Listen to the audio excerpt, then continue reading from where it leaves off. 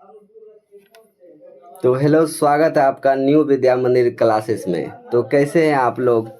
आज का क्लास बहुत ही खास होने वाला है क्योंकि बहुत दिन बाद हम आपका आज क्लास लेने वाले हैं। बहुत दिन हो गए क्लास नहीं आ रहे थे आपके। इसका कुछ रीज़न है जो कि आप लोगों को पता होगा कि क्या रीज़न है। समय का बहुत अभाव है जिसके कारण क्लास नहीं ले पाते। बिजी बहुत थे, बहुत सारा काम आ गया था जिसके कारण कि आप लोगों का क्लास नहीं हो पा रहा था। माइक भी ख़राब हो रहा है, शायद बैकग्राउंड में नॉइस आ सकता है, आवाज़ आ सकता है। तो आप बैकग्राउंड के आवाज़ को इग्नोर करते हुए हमारी आवाज़ को सुने और अपना क्लास करें। तो बिना समय व्यर्थ किए हुए हम क्लास की ओर बढ़ें, और जिसको जो भी डाउट है कि क्या हुआ था नहीं हुआ था, कुछ पूछना हो तो आप पूछ लीजिएगा, हम बता देंगे। क्या पूछना है आपको, आप कमेंट में डाल दीजिए क्वेश्चन अपना, हम बता देंगे कि सर कहाँ गए थे, नहीं गए थे, क्यों नहीं क्लास ले रहे थे। कोई भी तरह का क्वेश्चन है आप हमसे पूछ सकते हैं, हम आपको बताएंगे। ठीक है, तो अभी इस समय क्लास का टाइम है तो इसमें क्लास करते हैं। और कुछ भी अगर आपको पूछना है तो आप कमेंट कीजिएगा, हम बता देंगे। अगर आपको क्लास से रिलेटेड भी कोई डाउट होगा तो आप कमेंट कीजिएगा। हम हर एक बच्चे का कमेंट पढ़ते हैं, कौन क्या कमेंट कर रहा है। ठीक है, तो कमेंट कीजिएगा तो हम ज़रूर रिप्लाई देंगे। ठीक है, तो आज का क्लास बहुत ही खास होने वाला है क्योंकि आज हम बात करेंगे बायोलॉजी के class 10th Bihar board biology के 5वें चैप्टर नियंत्रण और समन्वय। ठीक है, तो इस चैप्टर के बारे में हम क्लास में भी डिस्कस कर चुके हैं। तो एक बार रिवीजन के तौर पे एक बार फिर से क्विक, जहाँ तक क्लास में हो चुका है वहाँ तक हम एक बार क्या करते हैं, रिवीजन के तौर पे एक बार आपको फिर से बता देते हैं, जिससे क्या हो सके कि जो भी पीछे पढ़ाया गया था आप उससे जुड़ सकें। एक बार जुड़ जाइएगा तो फिर आगे का क्लास आसानी से समझ में आएगा। तो जितने भी बच्चे क्लास में आए थे उसको तो पता ही होगा, और जो नहीं आए थे वो अभी समझने का कोशिश करेंगे। और अगर कोई दिक्कत होता है तो आप हमसे पूछ सकते हैं। ठीक है, ठीक है, तो आपको चैप्टर का नाम पता चल गया। तो चैप्टर का नाम क्लास में डिस्कशन हो चुका है, इंट्रोडक्शन हो चुका है, सारा कुछ हो चुका है। लेकिन एक बार फिर से हम सोचे कि क्यों ना एक बार पीछे एक बार रिवीजन करा दिया जाए, ताकि क्या हो कि आप लोगों का पीछे जो छुट्टियां हो गई है कई सारी, तो इससे क्या होता है कि अगर जो बच्चा पढ़े होंगे, जो बच्चा रिवाइज किए होंगे, उसको तो सारा बात याद होगा। जो नहीं कर पाए होंगे या फिर जो छुट्टी में क्लास नहीं आए होंगे उनके लिए भी अच्छा होगा कि उनको भी समझ में आ जाएगा। ठीक है, तो आप भी समझने का कोशिश कीजिए। ठीक है, जो बच्चे क्लास अब्सेंट कर दिए थे वो भी समझने का कोशिश करेंगे। और आज का क्लास हम शुरू करते हैं। तो आपको चैप्टर का नाम पता चल गया। ठीक है, तो बेसिकली इसमें हम किसके बारे में पढ़ते हैं, तो देखिए बेसिकली हम इसमें पढ़ेंगे 5 चीज़ के बारे में। कितने चीज़ के बारे में? 5। पहला है क्या, पौधों में गति। किसमें? पहला है पौधों में गति, दूसरा है पादप हार्मोन्स। क्या है? पादप हार्मोन्स। उसके बाद क्या है बताइए? तो क्या बोल रहे थे हम कि पौधों में गति, पहला क्या पढ़ेंगे? पौधों में गति, दूसरा पढ़ेंगे पादप हार्मोन्स, और तीसरा पढ़ेंगे न्यूरॉन, और चौथा पढ़ेंगे मानव मस्तिष्क, और पांचवा पढ़ेंगे मानव शरीर की ग्रंथियाँ। तो हम पौधों में गति के बाद क्या बात करेंगे कि पौधों में जितने भी प्रकार की गति होती है, हम क्लास में बात कर चुके हैं इसके बारे में कि पौधों में कितने प्रकार की गति होती है, लेकिन एक बार फिर से इसे यहाँ पे आप लोगों को बताया जाएगा। इसलिए जिस बच्चे को पता होगा वो पेशेंस के साथ बैठेंगे, और जिन बच्चे को नहीं पता होगा वो ध्यान से सुनेंगे और समझने का कोशिश करेंगे।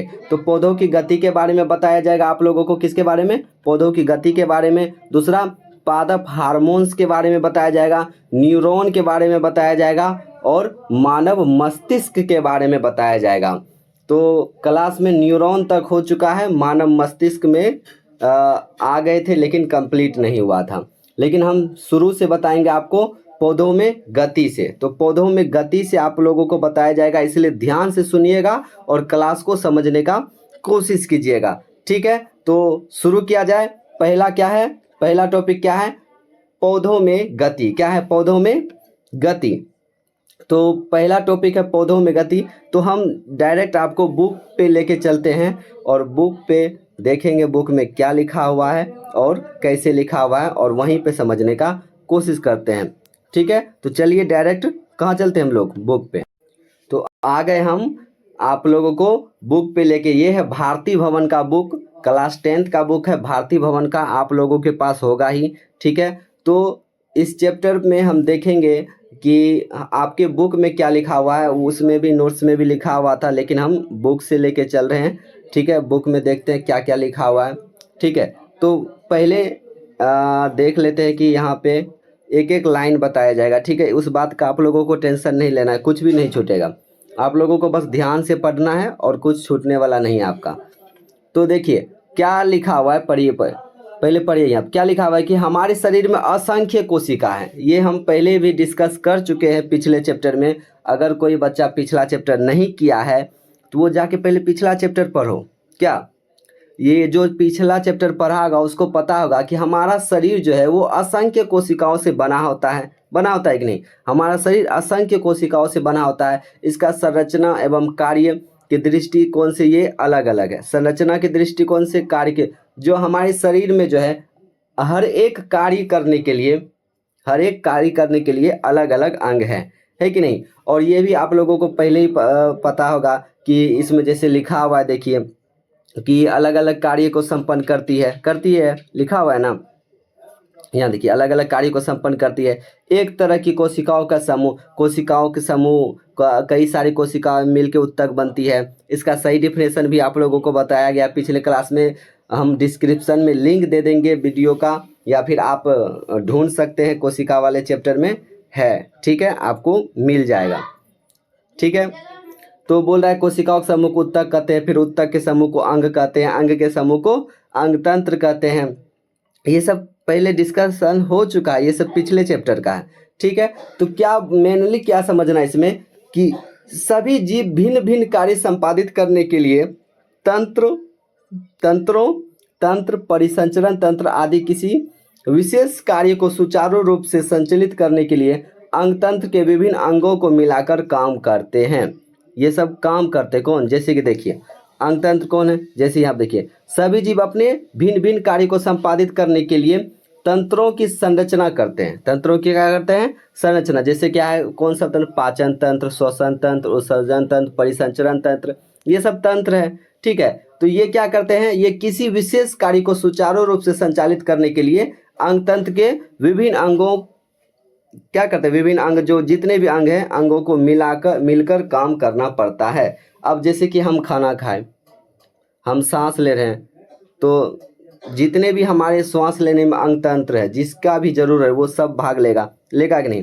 पाचन तंत्र, तो पाचन तंत्र में बहुत सारा है कि नहीं? श्वसन तंत्र में बहुत सारा क्रियाएं होती है, बहुत चीज़ें भाग लेती है कि नहीं? उत्सर्जन तंत्र में भी। तो जिसकी ज़रूरत जहाँ पे है वो वहाँ पे जाता है और काम अपना करता है। ठीक है, तो ये इनका कहना है। और आगे क्या लिखा हुआ है कि अंगतंत्र, क्या लिखा हुआ है कि अंगतंत्र विभिन्न अंगों के बीच समन्वय स्थापित करने के लिए नियंत्रण की आवश्यकता होती है। अब बताइए कि ये दोनों में हमारा हाथ है। ठीक है, हम चाह रहे इसको आगे जाएं, इसको फिर पीछे करें, तो दोनों अलग अलग चाह रहे करें। तो दोनों को अलग अलग करने के लिए विभिन्न अंगों के, लिखा हुआ है कि अंगतंत्र के विभिन्न अंगों के बीच समन्वय स्थापित करने के लिए नियंत्रण की आवश्यकता होती है। नियंत्रण की आवश्यकता होती है। मान लीजिए हमारा हाथ नियंत्रित नहीं है तो कुछ भी हो सकता है। ठीक है, तो हाथ नियंत्रित रहना चाहिए। क्यों? अगर मान लीजिए आप नहीं पढ़ाई कर रहे हैं, मेरा हाथ मेरे नियंत्रण में नहीं है, चराग से लग गया, कुछ गलती की, लग गया। अब हाथ नियंत्रित में, मान लीजिए आपका पैर नियंत्रित नहीं है, चल रहे हैं, किसी को लात मार दिए, एक लात मार दिए, जा रहे हैं, हमारा पैर नियंत्रित नहीं, एक लात मार दिए, तो कुछ भी हो सकता है कि नहीं? हमारा हाथ, हमारा पैर, हमारा शरीर नियंत्रित रहना चाहिए कि नहीं? अब बोल रहा है कि बिना नियंत्रण के अंगों के कार्य करने का समय एक नहीं होगा। हम एक समय में एक कार्य, जैसे अगर तुम बोल दिया जाए भारी पत्थर उठाने, तो हम अगर दोनों हाथ का उपयोग करते हैं तो हम दोनों हाथ से उसको उठा सकते हैं। मान लीजिए कि दोनों के बीच समन्वय स्थापित नहीं हो पा रहा, एक को बोल रहे हैं उठाओ तो एक उठा रहा है तो एक कोई काम ही नहीं कर रहा है, तो क्या होगा, इससे नहीं होगा काम। तो दोनों के बीच में समन्वय स्थापित करता है, तो उसको नियंत्रण करते हैं दोनों के बीच में, दोनों अंगों के बीच में, ठीक है। तो एवं वे व्यवस्थित ढंग से अपने कार्य को संपादित नहीं कर पाएंगे। अगर दोनों के बीच में समन्वय नहीं होगा तो वो एक साथ एक कार्य को संपादित नहीं कर पाएंगे। इसलिए जीवों के विभिन्न अंगों एवं अंगतंत्र का समन्वय एवं नियंत्रण उनके विभिन्न कार्यों के कुशल संचालन के लिए अनिवार्य है कि नहीं। अब बताइए, इससे आप क्या समझते हैं कि समन्वय होना चाहिए कि नहीं, होना चाहिए कि नहीं, ये बताइए आप। होना चाहिए, बताओ नहीं, होना चाहिए, ठीक है। तो जीवों के विभिन्न अंगों एवं अंगतंत्रों के समन्वय एवं नियंत्रण उनके विभिन्न कार्यों के कुशल संचालन के लिए अनिवार्य है। तो आपका स्कूल कैसा चल रहा है, एक बार ये भी कमेंट में बता दीजिएगा, ठीक है। आपकी पढ़ाई कैसी चल रही है, पढ़ाई आपके स्कूल में जो सर आए हैं वो कैसे पढ़ा रहे हैं, आप एक बार ज़रूर बताइएगा, ठीक है। हमें तो कुछ पता नहीं है, आप जो भी स्कूल से जितने भी बच्चे देख रहे हैं एक बार बताइएगा आपकी पढ़ाई कैसी चल रही है, ठीक है, ज़रूर बताइएगा। बताते रहिए, आपके बारे में सोचते हैं इसलिए क्लास ले रहे हैं, ठीक है। ऐसा नहीं समझना कि सर हमारे बारे में नहीं सोचते, आपके बारे में सोच रहे हैं इसलिए क्लास ले रहे हैं, ठीक है ना। तो आप लोग मन लगा के पढ़िए, जो दिक्कत है बोलिए, जहाँ तक हो सकता है वहाँ तक कोशिश करेंगे। चलिए तो आगे चलते हैं। तो अब हम चलते हैं, आपको हम पहले बताए थे कि हम पहला क्या बात करेंगे, पौधों में नियंत्रण एवं समन्वय। देखिए इसका आगे चलिए, हम पढ़ेंगे वृद्धि प्रेरित गति। वृद्धि प्रेरित गति, देखिए यहाँ पे हेडलाइन है, ठीक है। पीडीएफ जूम कर देते ताकि आप लोगों को दिखे आसानी से। देखिए है ना, वृद्धि प्रेरित गति लिखा हुआ है कि नहीं, वृद्धि प्रेरित गति।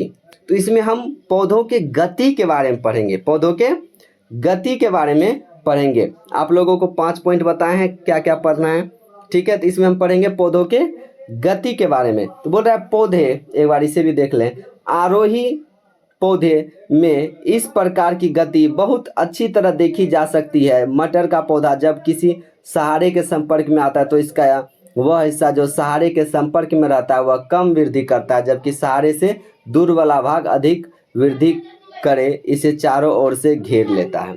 तो बोल रहा है कि एक एग्जाम्पल इसमें दिया है कि जो मटर का पौधा है, अगर आप उसको सहारा देते हैं कि कोई चीज़ सहारा दे के जाते हैं कि उस पर वो वृद्धि करे तो वो कम करेगा, लेकिन जो अगर उसको हम सहारा नहीं देते हैं, फ्री छोड़ देते हैं, आज़ाद छोड़ देते हैं, तो वो ज़्यादा वृद्धि करता है। ये वृद्धि प्रेरक गति के बारे में बता रहा है। जैसे ये देखिए बोल रहा है मटर के पौधे में वृद्धि, उसका एक चित्र दिया हुआ है आप लोगों को, ठीक है। तो हम डायरेक्ट चलते हैं गति पे। तो पहला गति याद रखना है, ध्यान से सुनना है, समझना है, बहुत ही आसान है, ठीक है, बहुत ही आसान है, एक बार में समझ में आ जाएगा, बस एक बार ध्यान से सुन लेना है और समझ जाना है, ठीक है। तो पहला है प्रकाश अनुवर्तन। प्रकाश अनुवर्तन क्या बोल रहा है कि इसमें पौधे के अंग प्रकाश की ओर गति करते हैं। इस प्रकार की गति तने के शीर्ष भाग या पत्तियों में स्पष्ट दिखती है जब प्रकाश से दूर मुड़कर अनुक्रिया करती है। आप लोग पिछले क्लास आप लोग जो पढ़े हैं 7, 8, 9, 6 ये सब में भी आप लोगों को पढ़ाया गया होगा कि पौधे जो है प्रकाश अनुवर्तन, पौधे के अंग प्रकाश की ओर गति करते हैं, पौधे के अंग प्रकाश की ओर गति करते हैं। इस प्रकार की गति तने के शीर्ष भाग या पत्तियों में स्पष्ट दिखती है, आप देख सकते हैं, ठीक है। तो सीधा याद रखने का ट्रिक बताइए सर। तो याद आप सीधा ऐसे रख सकते हैं कि नाम क्या है, प्रकाश अनुवर्तन, तो यानी ये प्रकाश की दिशा में पौधा गति करेगा। नाम क्या है इसका, बोलो नाम क्या है, नाम बताओ। तुम्हारा नाम नहीं पूछ रहे हैं हम, अभी जो पढ़ाए वो नाम बताओ। अभी पहला क्या पढ़ाए, नाम बताओ। प्रकाश अनुवर्तन। क्या पढ़ा है? प्रकाश अनुवर्तन। ध्यान से सुनना है और क्लास में रहना है, ठीक है। तो पहला क्या बताए? प्रकाश अनुवर्तन। इसका क्या बताए? प्रकाश अनुवर्तन का क्या बताए बताओ? कि वह इसमें कैसा गति होगा बताओ? पौधे में कैसा गति? पौधे के अंगों में कैसा गति होता है? इसमें प्रकाश की ओर, प्रकाश की दिशा में गति होगा, ठीक है। समझ में आ गया? इसमें पौधे के अंग प्रकाश की ओर गति करते हैं। सीधा सिंपल भाषा में समझ लेना है कि प्रकाश अनुवर्तन है तो पौधा का अंग जो है वो प्रकाश की दिशा में गति करेगा, ठीक है। समझ में आ गया? एक प्रयोग दिया गया है जिसको कि आप लोगों को पढ़ लेना है। बहुत सारा प्रयोग आपने देखा ही होगा, ठीक है। तो हम चलते हैं आगे, ठीक है। तो दूसरा है गुरुत्वानुवर्तन। क्या है? गुरुत्वानुवर्तन। नाम से ही आपको याद हो जाएगा, एक बार में याद हो जाएगा। एक बार नाम तो पढ़ो, नाम पढ़ो। देखो लाइन खिंचा गया। नाम पढ़ो एक बार, क्या लिखा हुआ है पढ़ो एक बार। नीचे कर देते हैं। अरे कहाँ, ये फोटो वोटो हटा दे क्या? एक कमेंट करो, ये फोटो हटा दे, डिस्टर्ब करता है। इधर उधर, इधर करो उधर करो। तो क्या है? गुरुत्वानुवर्तन। क्या है? गुरुत्वानुवर्तन। बोल रहा है इसमें पौधे के अंग गुरुत्वाकर्षण की दिशा में गति करते हैं। इसमें पौधे के अंग किस दिशा में गति करते हैं बताओ? इसमें पौधे के अंग गुरुत्वाकर्षण की दिशा में गति करते हैं। यह पौधे की जड़ों में दिखता है। यह पौधे की जड़ों में दिखता है। अगर आपको पूछ दिया जाए कि हम अभी जस्ट इसके पीछे पढ़ाए हैं क्या, बताओ? अभी जस्ट इसके पीछे कौन सा गति बताए? कौन सा पौधे का बताओ? एक नंबर में क्या बताए थे? भूल गया? नहीं भूला, हमको पता है तुम लोग नहीं भूला होगा। बताओ क्या नाम था? बताओ। प्रकाश अनुवर्तन बताए थे ना? अभी जस्ट बताए, दिखा दे क्या? अरे अरे अरे देखो लिखा हुआ है प्रकाश अनुवर्तन, बताए थे ना? तो उसमें आप लोगों को क्या बताए कि प्रकाश, पौधे में प्रकाश की दिशा में गति होता है। तो कौन सा? पत्ती के बारे में बताए ना। इसमें भी देखिए गुरुत्वानुवर्तन कौन कर रहा है पौधे में? उसका जड़ हमेशा देखे होंगे वो नीचे की ओर गति करता है। पौधा लगाए हैं, देखे हैं, जड़ उखाड़े हैं कभी? पौधे का कहाँ रहता है? जमीन के अंदर धंसा हुआ रहता है ना। तो जमीन के नीचे जाता है कि जमीन के ऊपर? जमीन के नीचे जाता है ना। तो वो गुरुत्वाकर्षण की दिशा में नीचे जा रहा है ना, यानी वो गुरुत्वाकर्षण की दिशा में गति कर रहा है ना, यानी वो गुरुत्वानुवर्तन हुआ ना। समझ में आया? तो इससे आपको समझ जाना है कि इसमें पौधे के अंग गुरुत्वानुकर्षण की दिशा में गति करते हैं। यह पौधे की जड़ों में दिखता है, ठीक है। समझ में आ गया? चलते हैं आगे। अब तीसरा है, कौन है? तीसरा देखते हैं। तीसरा है रासायनिक अनुवर्तन। क्या है? रासायनिक अनुवर्तन। बोल रहा है यह गति रासायनिक उद्दीपनों के द्वारा होता है। पराग के समय परागकण से निकलने वाली पराग नलिका की बीजांड में होने वाली गति इस प्रकार का अनुवर्तन दर्शाता है। अब समझिए रासायनिक अनुवर्तन समझिए। बोल रहा है कि यह गति रासायनिक उद्दीपनों के द्वारा परागन मतलब पोलिनेशन, इंग्लिश में नाम याद रखना। परागन मतलब पोलिनेशन के समय परागकण से निकलने वाली परागन लिखा हुआ है ना, देखिए परागन अंतर है दोनों में। परागकण दोनों में अंतर है। परागन मतलब पोलिनेशन, एक पौधा का दूसरा पौधा से हम बीज लिए दूसरे पौधा में जाके गिरा दिए तो वो पोलिनेशन हो गया। क्या हो गया? पोलिनेशन, ठीक है, पोलिनेशन हो गया। तो परागन के समय परागकण से निकलने वाली पराग नलिका यानी पोलन ट्यूब की बीजांड यानी ओव्यूल में होने वाली गति इस प्रकार का अनुवर्तन दर्शाता है। बीजांड में होने वाली गति, बीजांड में जो गति होता है ना, बीजांड में होने वाली गति इस प्रकार का क्या करती है? गति दर्शाता है। बीजांड में होने वाली, पौधे में जो परागन होता है तो पोलन ट्यूब की जो बीजांड है उसमें जो ये गति दर्शाता है, उसमें ये गति देखने को मिलता है। तो हम चलते हैं अगले पॉइंट पे, जिसका नाम है जलानुवर्तन। क्या नाम है? जलानुवर्तन। नाम से ही याद रख लीजिए, कितना आसान है। क्या नाम है? जलानुवर्तन। क्या नाम है बताइए? जलानुवर्तन। तो बोल रहा है पौधे के अंग का जल की ओर होने वाली गति जलानुवर्तन कहलाता है। पौधे के अंग का जल की ओर होने वाली गति क्या कहलाता है? जलानुवर्तन कहलाता है। तो समझ में आ गया, नाम से आसान है, याद हो जाएगा, सिंपल है, समझ जाइए एक बार में। ठीक है, तो ये हो गया पौधा का गति खत्म हो गया। तो अब हम चलेंगे दूसरे नंबर टॉपिक पे, उसको लेके चलते हैं फिर आपको एक बार नोट्स पे। तो एक बार नोट्स पे चलिए। तो आ गए हम आपको एक बार फिर से नोट्स पे लेके। तो देखिए पहला टॉपिक खत्म हो गया आपका, पौधों में गति, ये हो गया खत्म, पौधों में गति हो गया खत्म। तो अब हम पढ़ लेते हैं पादप हार्मोन्स के बारे में। किसके बारे में? पादप हार्मोन्स के बारे में आज हम पढ़ लेते हैं। ठीक है, अगर वीडियो थोड़ा सा लंबा हो तो फिर भी देखना है, एग्ज़ाम नज़दीक आ रहा है आप लोगों का। ठीक है, तो वीडियो लंबा हो कोई दिक्कत नहीं, देखना है। फिर भी बोलिएगा तो हम एक वीडियो में ही पूरा चैप्टर पढ़ा देंगे, नहीं तो कम से कम 2 वीडियो में ज़रूर, 2 वीडियो में एक चैप्टर कंप्लीट करा देंगे। अगर आप लोग बोलिएगा तो, बोलना पड़ेगा। ठीक है, कमेंट में बोलना पड़ेगा तब होगा, नहीं तो जैसे चल रहा है वैसे ही चलेगा। ठीक है, पादप हार्मोन्स क्या होगा? अब पादप हार्मोन्स के बारे में पढ़ लेते हैं। तो इसका नोट्स में ही आप लोगों को लिख दिए हैं कि पादप हार्मोन्स कितने प्रकार के होते हैं। पादप हार्मोन, देखिए स्पेलिंग में गलत हो सकता है, हार्मोन लिखा हुआ, देखो क्या लिखा हुआ है, पढ़ो, हार्मोन गलत लिखा हुआ है। तो पादप हार्मोन है। पादप हार्मोन 5 प्रकार के होते हैं।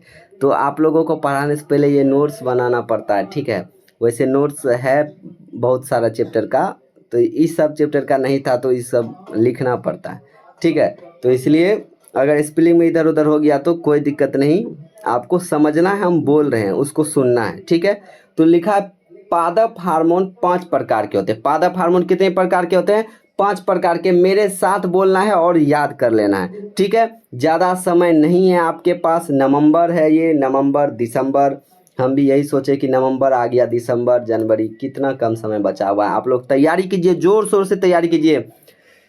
मरनी, बियाह, शादी, मूरन, ये सब नहीं जाना है, भोज भात खाने नहीं जाना है, मेला घूमने नहीं जाना है, पढ़ाई कीजिए।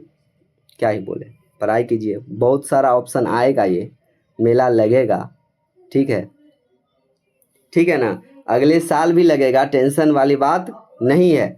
एग्ज़ाम अगले साल दोबारा देना पड़ेगा तो दिक्कत है ना। तो चलिए, पादप हार्मोन 5 प्रकार के होते हैं, मेरे साथ आपको याद करना है। उससे पहले कलर बदल लेते हैं आपके मार्कर का। क्या कलर रखे, क्या रखे, ब्लू कर देते हैं। ब्लू आपको अच्छा लगता है क्या सर? पता नहीं, रख दिए, मेरा मन में आया, रख दिए। तो पादप हार्मोन 5 प्रकार के होते हैं। पादप हार्मोन कितने प्रकार के होते हैं? 5 प्रकार के।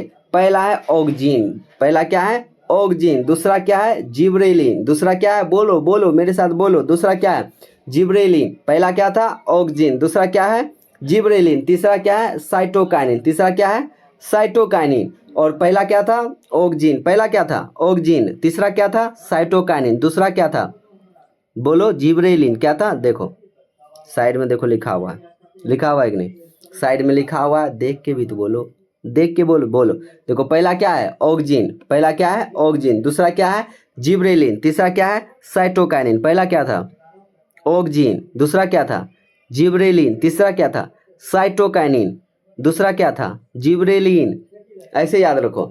तीसरा क्या था? साइटोकाइनिन। चौथा क्या है? Abscisic acid. चौथा क्या है? Abscisic acid. पांचवा क्या है? एथिलीन। 5 देखो कैसे लिखा हुआ। तो पांचवा क्या है? एथिलीन। तो पहला क्या था? ऑक्जीन। दूसरा क्या था? जिब्रेलिन। तीसरा क्या था? साइटोकाइनिन। चौथा क्या था? Abscisic acid. पांचवा क्या था? एथिलीन। क्या था? एथिलीन। मार्कर ज़्यादा मोटा नहीं है, ठीक है। एथिलीन क्या था? एथिलीन। तो 5 के बारे में, पांचों के बारे में हम लोग पढ़ेंगे। ठीक है, फटाक से आप लोगों को लिख भी लेना है, स्क्रीनशॉट ले लेना है और लिख लेना है बाद में। ठीक है, तो देखिए एक एक चीज़ लिखे हुए हैं आप लोगों के लिए। ले लीजिए, स्क्रीनशॉट लीजिए, स्क्रीनशॉट खट से ले लीजिए और इसको अपने नोट्स में लिख लीजिएगा। अगर नहीं लिखा हुआ तो स्पेलिंग इधर उधर कहीं हुआ होगा तो आप लोग सही कर लीजिएगा, ठीक है। तो चलिए एक एक करके पढ़ते हैं। तो पहला लिखा हुआ है ऑक्सिन जो है यह वृद्धि हार्मोन है। ऑक्सिन क्या है?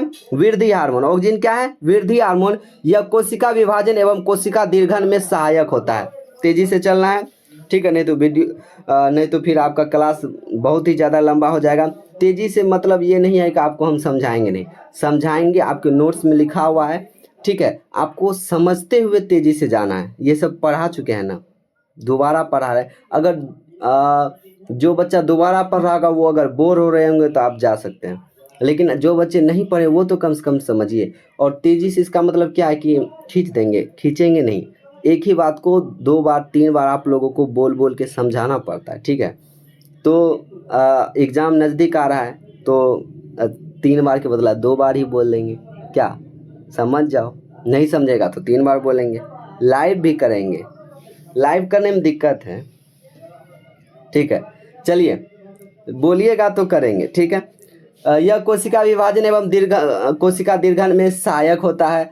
पादप के अग्र भाग में पाया जाता है। पादप के अग्र भाग यानी शीर्ष भाग में ऑक्सिन पाया जाता है। शीर्ष भाग पौधा जो देखे होंगे, देखिए पौधा कैसे भी हो, कैसे भी मान लीजिए ये पौधा है, ठीक है, ये पौधा है। तो ये पौधा, ये पत्तियां हैं, ठीक है। तो ये जो पौधा का जो है ना, ये हुआ अग्रभाग। क्या हो गया? पौधा का अग्रभाग, शीर्ष भाग, ऊपर का भाग, ठीक है, जो बोलिए उसी को कहते हैं क्या? ऊपर का भाग, शीर्ष भाग। उसी में ऑक्सिन पाया जाता है और यह वृद्धि हार्मोन है तो उसमें ऑक्सिन पाया जाता है। पौधे को तेजी से ऊपर की ओर वृद्धि कराता है, ठीक है।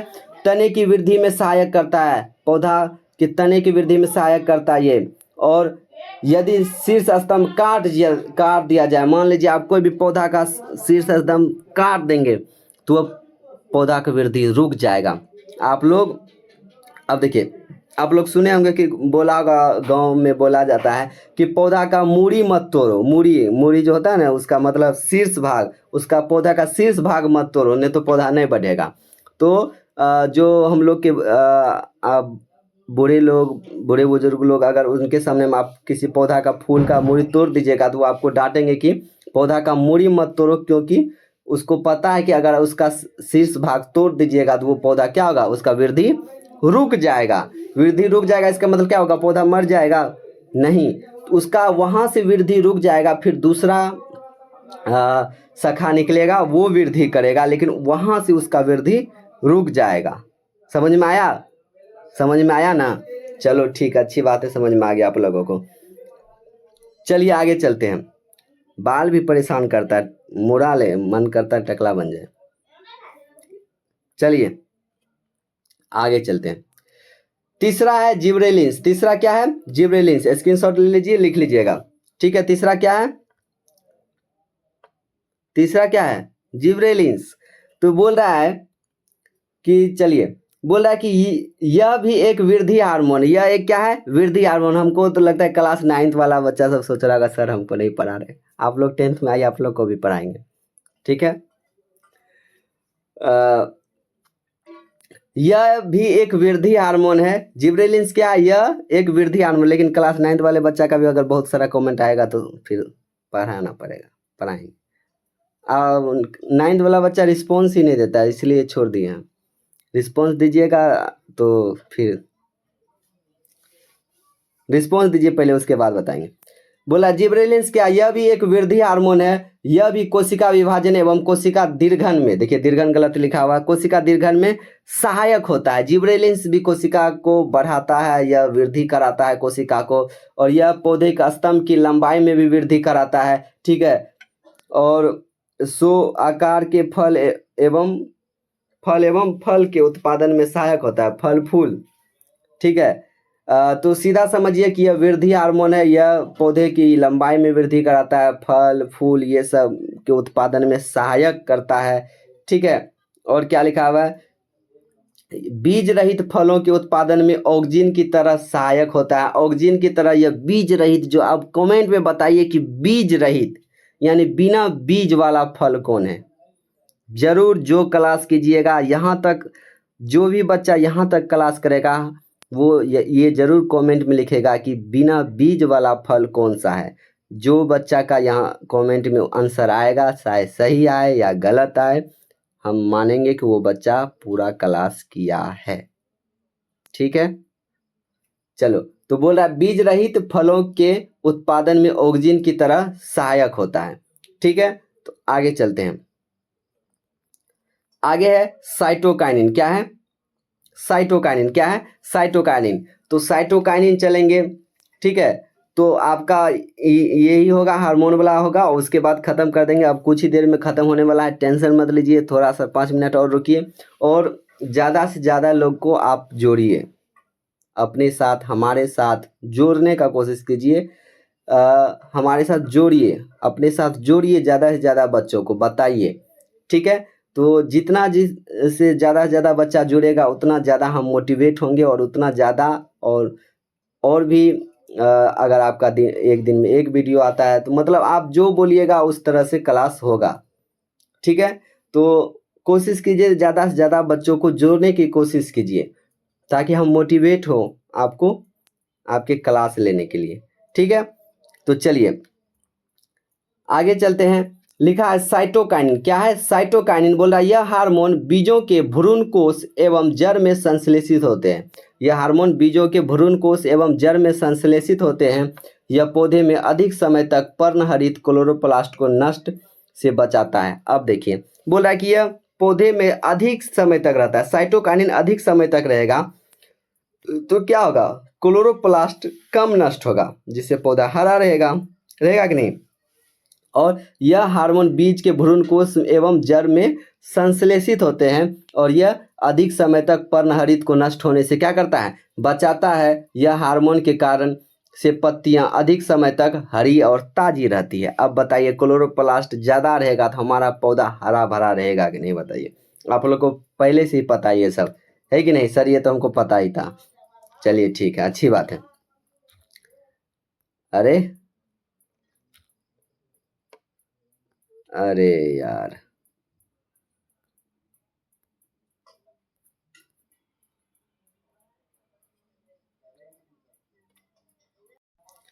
तो साइटोकाइनिन हो गया। साइटोकाइनिन में एक लास्ट क्या बचा हुआ है देखिए, कि यह फलों एवं बीजों में इसकी, अरे फोटो बीच में आ जाता है। बोला यह फलों एवं बीजों में इसकी तहत अधिक रहती है। अरे देखिए, पहले क्या बोला? इस हार्मोन के कारण से पत्तियों में अधिक समय तक हरी एवं ताजी रहती है। फलों एवं बीजों में इसकी गलत लिखा हुआ है, फलों एवं बीजों में ये अधिक मात्रा में रहता है। ठीक है, ज़्यादा मात्रा में पाया जाता है। गलत लिखा है, फलों एवं बीजों में इसकी तहता अधिक रहती है, तहता नहीं होगा। ठीक है, तो हम आगे चलते हैं। Abscisic acid. क्या है आपका? Abscisic acid, ethylene. बस इतना ही है। थोड़ा सा और रुकिए, बस खत्म होने वाला है। एब्सिसिक एसिड और एथिलीन पढ़ लीजिए, उसके बाद आगे पढ़ेंगे। ठीक है, थोड़ा सा रुकिए। ठीक है, तो देखिए है एब्सिसिक एसिड। क्या है? एब्सिसिक एसिड बोल रहा है यह वृद्धि को रोकने वाला हार्मोन है। लीजिए, उल्टा काम करने वाला आ गया। आपके क्लास में भी होगा, है कि नहीं? जो कि मतलब कि सर बोल रहे हैं कुछ और, उसको उससे कोई मतलब नहीं, वो उसका उल्टा ही करेगा।